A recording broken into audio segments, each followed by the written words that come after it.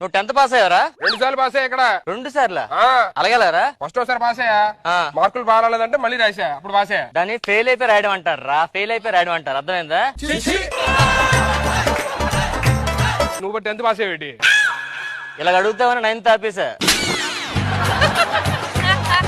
పనిలోకి రాలేదేందిరా? ఆవిడతో ఒకటే లొల్లి, రోజు గొడవలు. ఆడదాంతో పంచాయతీ ఏందిరా? ఇంకో దాన్ని చూసుకో. ఇంకో దాన్ని చూసుకున్నందుకు ఈ గొడవలన్నీ.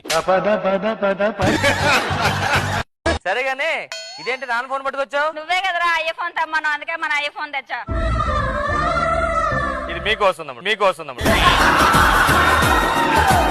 అవును, ఏంటి ఫోన్ స్పెషాలిటీ ఏంటి? ఈ ఫోన్ లో 10 సిమ్లు వేయచ్చు తెలుసా? ఈ ఫోన్ లో 10 సిమ్లు చెలగాక 2 సిమ్లు అందులోని 18 ఏమో వెనక పౌచ్ లో. ఈ ఫోన్ 100 కిలోమీటర్ల దూరంలో ఉన్న కూడా ఫోటో తీయచ్చు తెలుసా? అలాగేలాక కార్ లో వెళ్ళాలి, ముందుకెళ్ళి తీస్తాం. అలాగైతే 1000 కిలోమీటర్లు ఫోటో కూడా తీయచ్చు వెళ్ళి. అలా వెళ్ళలేం కదా, ఏ? 100 కిలోమీటర్లకి పెట్రోల్ ఉంది అందులో.